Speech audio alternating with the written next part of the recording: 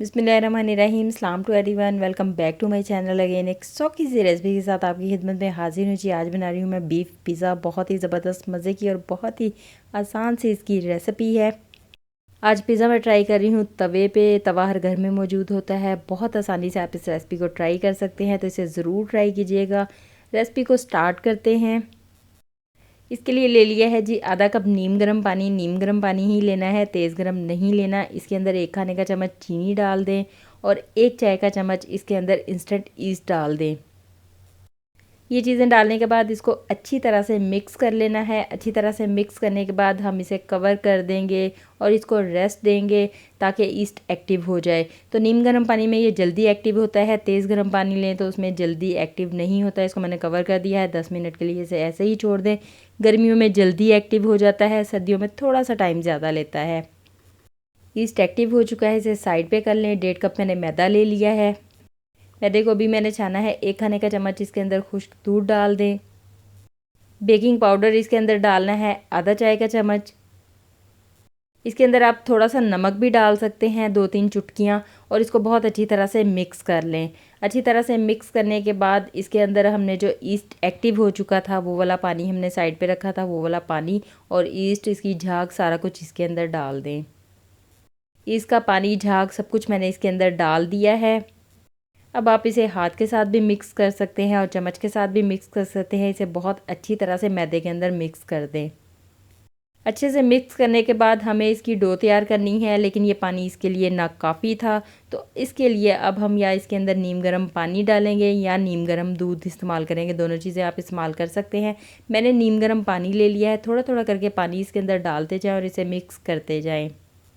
एक ही दफ़ा में ज़्यादा पानी नहीं डाल देना, बल्कि थोड़ा थोड़ा करके पानी डालते जाएँ और इसे मिक्स करते जाएँ। और इसे हमें बहुत अच्छी सी डो की शक्ल में लेके आना है, जो कि ना बहुत ज़्यादा नरम हो और ना ही बहुत ज़्यादा सख्त हो। तो यहाँ पे थोड़ा थोड़ा सा पानी डाल के मैंने बहुत अच्छी तरह से इसको मिक्स कर लिया है। अगर आप देखें तो ये गूंदे हुए आटे की सूरत में आ चुका है। मज़ीद पानी मैं इसके अंदर नहीं डालूँगी। अब इसको यहाँ पे आप बाउल को कवर करके भी रख सकते हैं, या आप डो को किचन काउंटर पे निकाल लें और बाउल को इसके ऊपर उल्टा रख दें। इसे 10 मिनट के लिए रेस्ट दे दें।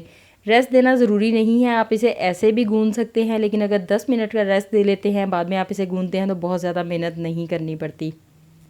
मैंने इस डो को 10 मिनट का रेस्ट दे दिया है। अब यहाँ पे हमने इसे गूंदना स्टार्ट करना है, लेकिन एक चीज़ मैंने इसके अंदर शामिल नहीं की, जो कि मैं अब इसके अंदर शामिल करूँगी। कुकिंग ऑयल मैंने इसके अंदर शामिल नहीं किया था। 2 खाने के चम्मच कुकिंग ऑयल मैंने ले लिया है। इसकी जगह पे आप मक्खन भी ले सकते हैं। थोड़ा थोड़ा करके कुकिंग ऑयल इसके अंदर डालते जाएं और इसे गूंदते जाएं। सारा एक ही दफ़ा भी आप शामिल कर सकते हैं, लेकिन अगर थोड़ा थोड़ा करके शामिल करेंगे, उसका फ़ायदा ये होगा कि जब आपको लगे कि डो हाथों के साथ चिपक रही है, तब आप इसके अंदर कुकिंग ऑयल डाल दें और इसे इस तरह से मसल मसल के गूंदते जाएं। जितना अच्छा हम इसे गूंदेंगे, उतना ही मज़े का हमारा पिज़्ज़ा बनेगा और उतना ही ज़बरदस्त बनेगा। और अगर आप थोड़ा थोड़ा करके ऑयल शामिल करेंगे तो ये आपके हाथों को नहीं चिपकेगी डो, और अच्छे से गूंदी जाएगी। अगर आपके पास बीटर हो तो आप इस पर डो हुक्स लगा के उसके साथ भी इसे गूंद सकते हैं, लेकिन अगर आपके पास बीटर नहीं है तो आप इस तरह से थोड़ा थोड़ा ऑयल शामिल करते जाएं और इसे गूंदते जाएं। बहुत अच्छी डो तैयार हो जाएगी। बहुत अच्छी डो हमारी तैयार हो चुकी है। सॉफ्ट डो बनी है, बहुत सख्त नहीं है, बहुत ज़्यादा सॉफ्ट भी नहीं रखनी। तो बहुत अच्छी डो बन गई है और चिपकना बिल्कुल बंद हो गई है। अब इसको राइस होने के लिए हमने एक बाउल के अंदर रख देना है। बाउल को मैंने बहुत अच्छी तरह से ऑयल लगा लिया है, उसके अंदर डो रख ली है और डो के ऊपर भी मैंने थोड़ा सा ऑयल लगा दिया है। तो आप ब्रश की मदद से भी लगा सकते हैं, हाथ की मदद से भी लगा सकते हैं। तो इसको फुल रैपिंग शीट के साथ अच्छी तरह से कवर कर दें, एयर टाइट कर दें और 1 घंटे के लिए इसे किचन काउंटर पे छोड़ दें। ये बहुत अच्छी तरह से राइस हो जाएगी। गर्मियाँ हैं, 1 घंटे में ही बहुत अच्छे से राइस हो जाएगी। और अब हम इसकी बीफ की तैयारी कर लेते हैं। बीफ बोनलेस लिया है मैंने 1.5 कप। अब इसके अंदर जो मसाले जाएंगे, उसमें सबसे पहले नमक जाएगा आधा चाय का चम्मच। सुरख मिर्च कुटी हुई जाएगी आधा चाय का चम्मच। तिक्का मसाला इसके अंदर डाला है मैंने। इसके अंदर होममेड तिक्का मसाला डाला है 1 चाय का चम्मच। आप चाहें तो बाज़ार का भी डाल सकते हैं। मज़ीद इसके अंदर जाएगा जी लहसुन का पाउडर, मैंने डाला है आधा चाय का चम्मच। अदरक का पाउडर इसके अंदर डाला है 1/4 चाय का चम्मच। लहसुन अदरक का पाउडर ना हो तो आप ना डालें, स्किप कर दें। लहसुन अदरक का पेस्ट डाला है 1 चाय का चम्मच। अगर पाउडर आप नहीं डाल रहे तो आप 2 चाय के चम्मच यहाँ पे लहसुन अदरक का पेस्ट डाल सकते हैं। नींबू का रस डाला है 1 खाने का चम्मच। दही इसके अंदर मैंने डाला है 2 खाने के चम्मच। बीफ के साथ इस सारे मसालों को बहुत अच्छी तरह से मिक्स कर लें। अच्छी तरह से मिक्स करने के बाद इसे कवर कर दें और कम से कम 30 मिनट के लिए इसे मैरिनेट होने के लिए रख दें, ताकि बीफ के अंदर मसालों का टेस्ट बहुत अच्छे से चला जाए। इसको मैरिनेट हुए हुए 30 मिनट हो चुके हैं। यहाँ पे मैंने एक फ्राई पैन ले लिया है। फ्राई पैन में मैरिनेट किया हुआ बीफ डाल दें, साथ ही इसके अंदर 2 खाने के चम्मच कुकिंग ऑयल डाल दें। आग मैंने जला दी थी। अब कुकिंग ऑयल के अंदर इसको थोड़ा फ्राई कर लें। जैसे ही हम इसको थोड़ी देर पकाएंगे तो दही अपना पानी छोड़ देगा। मज़ीद हम इसके अंदर 1 कप पानी शामिल करेंगे ताकि हम बीफ को बहुत अच्छे से गला लें। तो यहाँ पे थोड़ी देर ही मैंने इसे पकाया है, तो यहाँ पे दही ने अपना पानी छोड़ दिया है। इसके अंदर मज़ीद 1 कप मैंने सादा पानी डाला है। अब इसको कवर कर दें, आग को हल्का कर दें और 30 से 35 मिनट के लिए इसे पकने दें। इसमें ये बहुत अच्छे से गल जाएगा। बीफ हमारा बहुत अच्छे से पक चुका है, गल चुका है और इसमें से पानी बिल्कुल खुश्क हो चुका है। बीफ तिक्का बोटी तैयार है। यहाँ पे आप बीफ की जगह पे चिकन भी इस्तेमाल कर सकते हैं। चिकन में पानी डालने की ज़रूरत नहीं है, उसे मसालों के साथ ऐसे ही पका लेंगे तो वो बहुत अच्छे से गल जाएगा। इसे बहुत अच्छी तरह से ठंडा कर लें। यहाँ पे 1 घंटा हो चुका है। डो हमारी बहुत अच्छे से राइस हो चुकी है। फूड रैपिंग शीट को इसके ऊपर से उतार दें।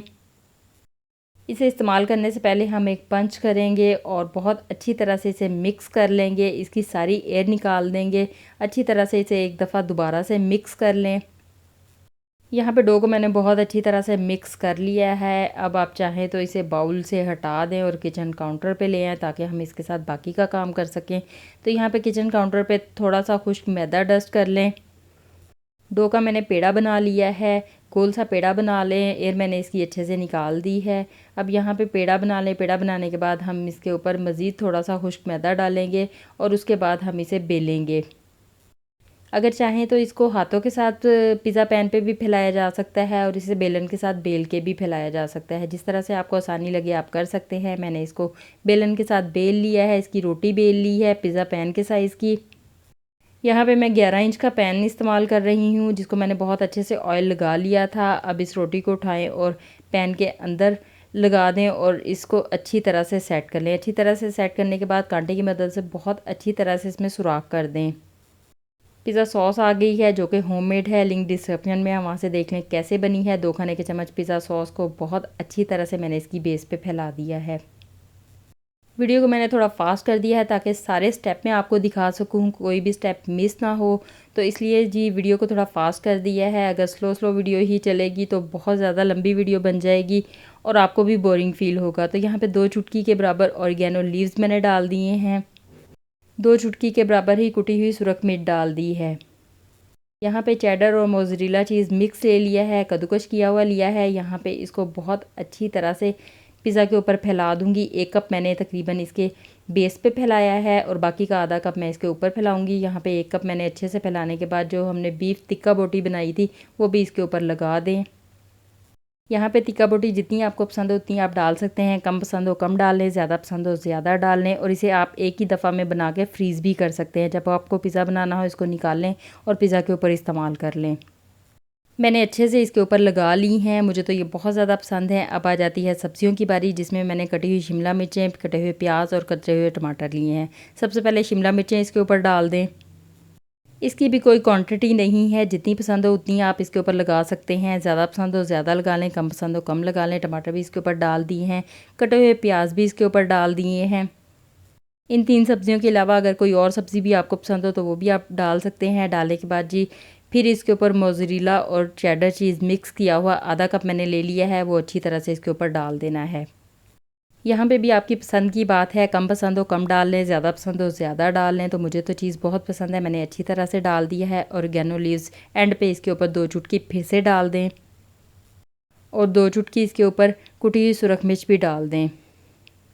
अब इसी तरह से पिज़्ज़ा को आप ओवन में या पतीले में, दोनों में बेक भी कर सकते हैं। लेकिन हम इसे बना रहे हैं तवे के ऊपर, तो तवे को मैंने बहुत अच्छी तरह से गर्म कर लिया है। तवा मोटा लेना है, बारीक तवा नहीं लेना। बारीक तवा लेंगे तो पिज़्ज़ा नीचे से जल जाएगा, इसलिए मेरे पास ये मोटा तवा था तो मैंने इसको रख दिया है।